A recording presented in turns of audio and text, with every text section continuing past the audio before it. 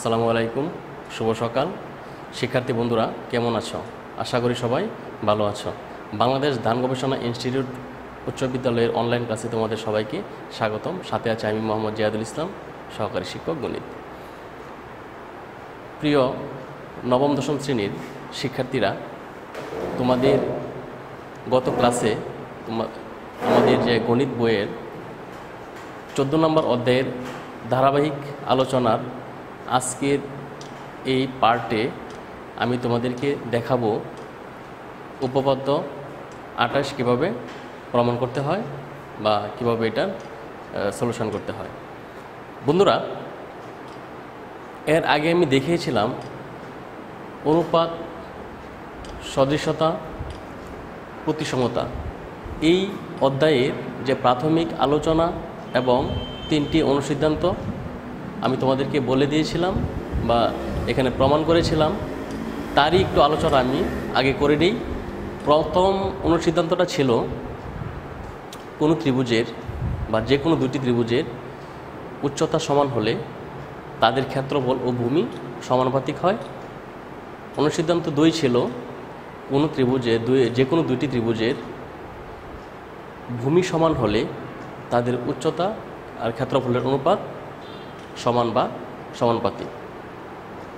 আরেকটা বলেছিলাম যে একই সমান্তরাল রেখা বা একই সমান্তরাল বাহুযুগলের মধ্যে অবস্থিত যে কোনো ত্রিভুজের ক্ষেত্রফল পরস্পর সমান, অর্থাৎ একই ভূমি ও সমান্তরাল রেখাযুগলের মধ্যে অবস্থিত ত্রিভুজের ক্ষেত্রফলদ্বয় সর্বদাই সমান।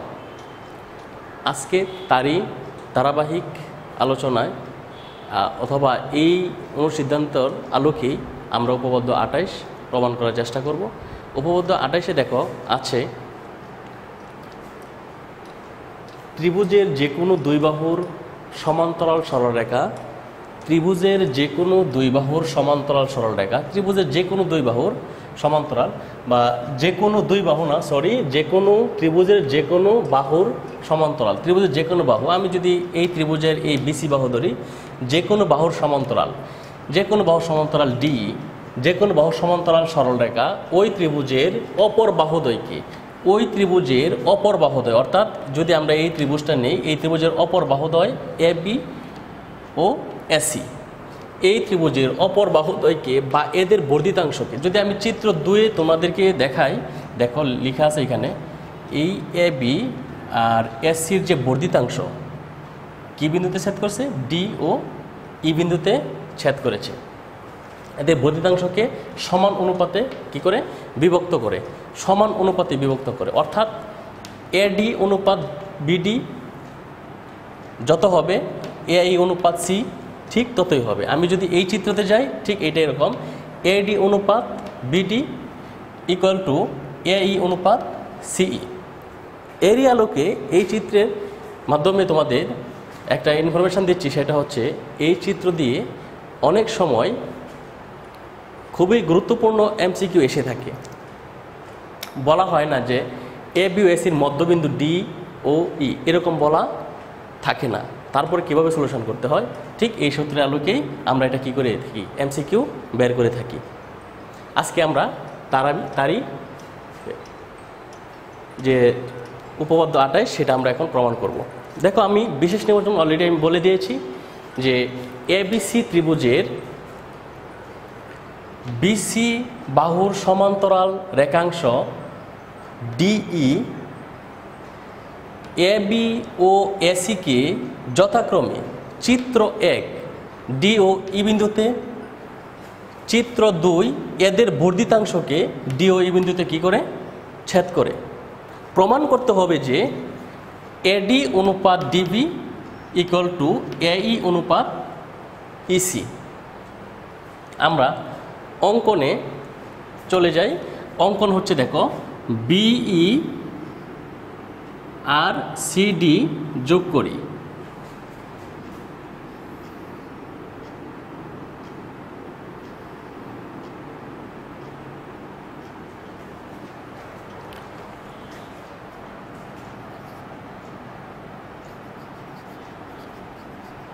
অঙ্কন বিই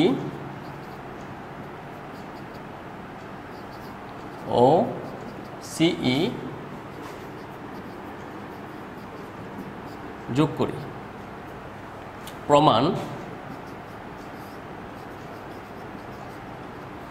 প্রমাণ বন্ধুরা, এখানে প্রথমে হচ্ছে আমি যদি দুইটি ত্রিভুজ কল্পনা করি, এখানে এডিই একটি ত্রিভুজ আর বিডিই একটি ত্রিভুজ, তাহলে আমরা দেখো এই ত্রিভুজ আমরা কি বের করি, এডিই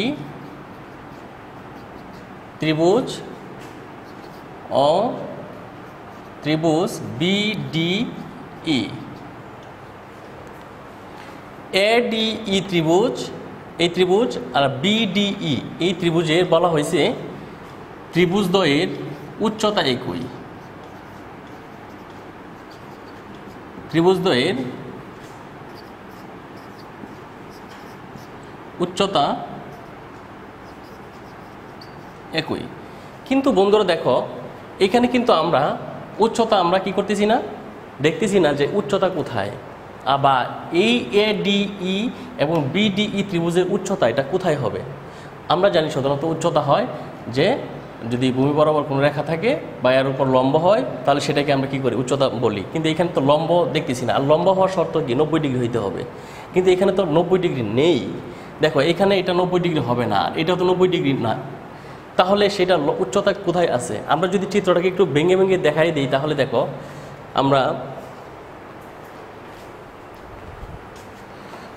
প্রথম কথা হয়েছে, দেখো বন্ধুরা এডিই যদি এই ত্রিভুজের যদি আমরা লম্ব অঙ্কন করতে চাই তাহলে আমরা এটার উপর কি করতে পারি, একটা লম্ব অঙ্কন আমরা করতে পারি। এডিই এর উপর আমরা কি করতে একটা লম্ব অঙ্কন করতে পারি, সেটা হবে কি 90 ডিগ্রি।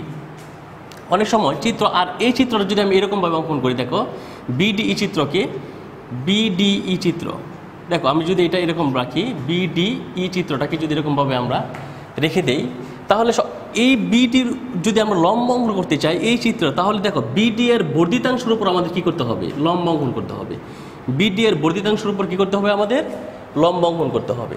তাহলে এইটাও ঠিক এরকমই, যে বিডি এর বর্ধিতাংশের উপর আমার কি করতে হবে, লম্ব অঙ্কন করতে হবে।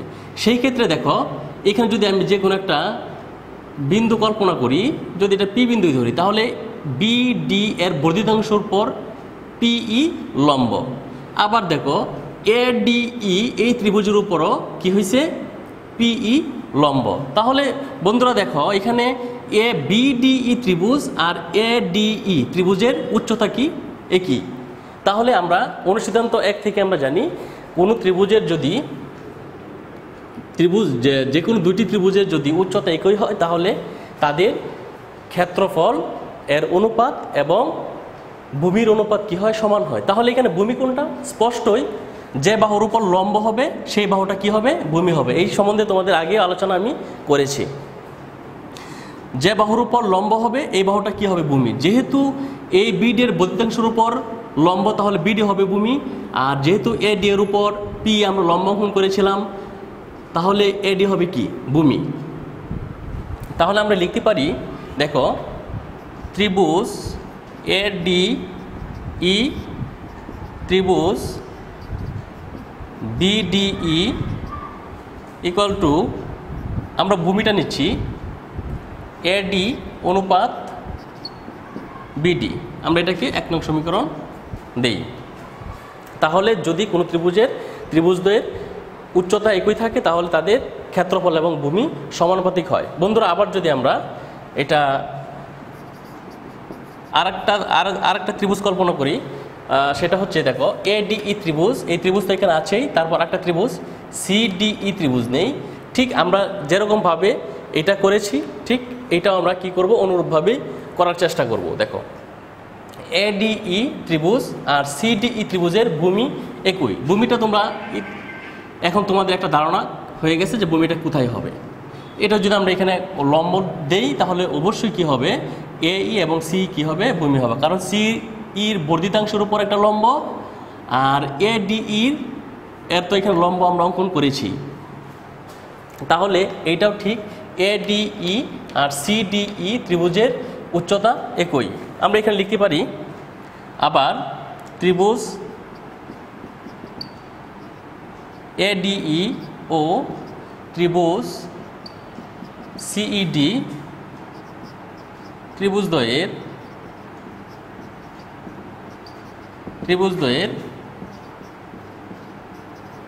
উচ্চতা একই। বন্ধুরা, যেহেতু উচ্চতা একই তাহলে কি হবে, ক্ষেত্রফলের অনুপাত আর ভূমির অনুপাত কি হবে, সমান হবে। তাহলে আমরা লিখতে পারি ADE অনুপাত BDE ইকুয়ালস টু, এখন আমরা লিখতে পারি যে ভূমি হচ্ছে ADE এর ভূমি হচ্ছে AE এবং CDE এর ভূমি হচ্ছে কি, বর্ধিতাংশ, যেহেতু CE এর বর্ধিতাংশ যেহেতু এখানে লম্ব, সেক্ষেত্রে C কি হবে, ভূমি হবে,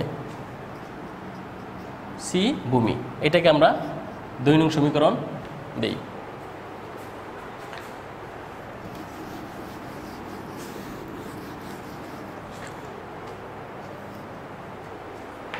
বন্ধুরা দেখো, আমরা অলরেডি এখানে দুইটি ত্রিভুজের তাদের যে ভূমির অনুপাত, ক্ষেত্রফল অনুপাত আমরা পেয়েছি।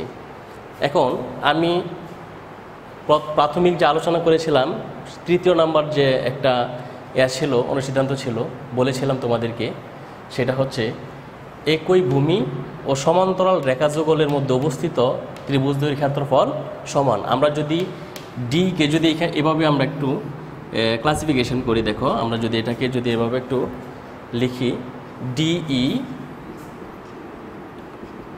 আর একটা সমান্তরাল, DE সমান্তরাল একটা রেখা নেই, সেটা হচ্ছে BC, তাহলে তারা সমান্তরাল রেখা যুগল হয়ে গেছে। তারা কি হয়েছে, সমান্তরাল রেখা যুগল। এইটার মধ্যে যদি আমি ত্রিভুজ অঙ্কন করি, দেখো DEC ত্রিভুজ, আবার এইটার মধ্যে আমরা যদি ত্রিভুজ অঙ্কন করি BDE ত্রিভুজ, তাহলে এই যে ত্রিভুজের ক্ষেত্রফল, এই যে ত্রিভুজ যে ক্ষেত্রফল হবে আর এই ত্রিভুজের ক্ষেত্রফল কি হবে, সমান হবে। অর্থাৎ শুধু নট অনলি এই দুইটা ত্রিভুজ, এখানে আমরা যত ত্রিভুজে অঙ্কন করি না কেন, প্রত্যেকটা ত্রিভুজের ক্ষেত্রফল কি হবে, সমান হবে। ঠিক তদ্রূপ এইটা দেখো, আমরা এই DE এখানে আমি অ্যানালাইসিস করলাম এই চিত্রটাকে, দেখো DE এবং BC সমান্তরাল রেখার মধ্যে যে ত্রিভুজগুলো এখানে আছে, দেখো এখানে হচ্ছে BDE ত্রিভুজ আর হচ্ছে কি CDE ত্রিভুজ, তাহলে ত্রিভুজ দুইটা কি সমান হবে আমার অনুসিদ্ধান্ত অনুযায়ী। তাহলে আমরা লিখতে পারি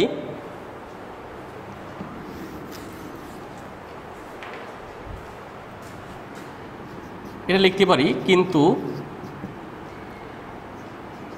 ত্রিভুজ BDE ইকুয়াল টু ত্রিভুজ CDE। তোমরা এখানে সাইড নোটটা দিয়ে দিবা যে একই ভূমি ও সমান্তরাল রেখা যুগলের মধ্যে, সমান্তরাল রেখা যুগলের মধ্যে অবস্থিত ত্রিভুজের ক্ষেত্রফল সর্বদাই সমান। রেখা যুগলের মধ্যে অবস্থিত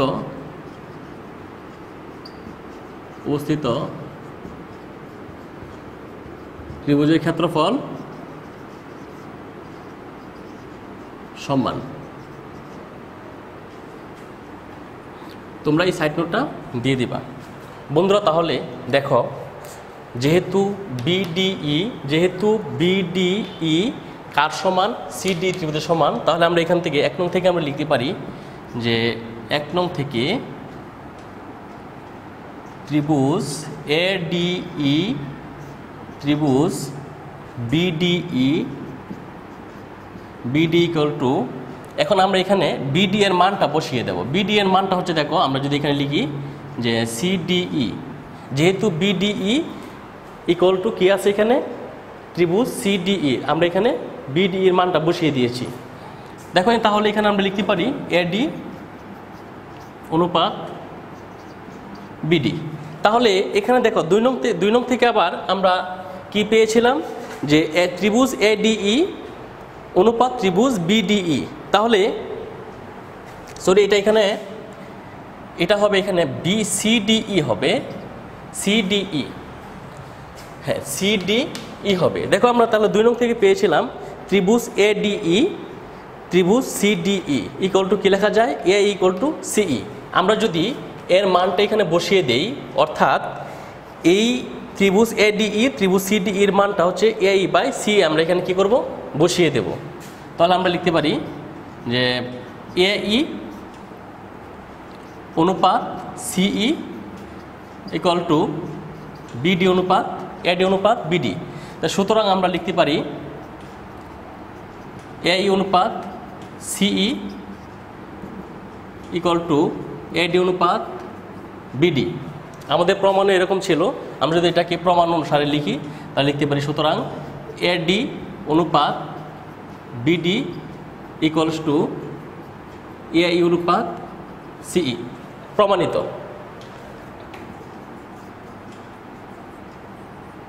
প্রমাণিত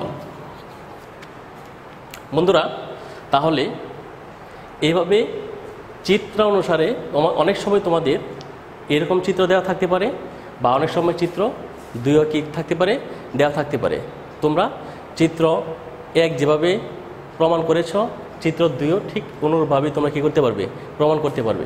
মনে রাখবে সবসময় যে এই চিত্র অনুসারে এবং বা এই চিত্র দিয়ে বিভিন্নভাবে তোমাদের কি করে উপপাদ্য এসে থাকে। তোমরা খুব ভালোভাবে এই উপপাদ্যগুলো অ্যান্সার করবে। সবাই ভালো থাকো, সবাই সুস্থ থাকো। আল্লাহ হাফেজ।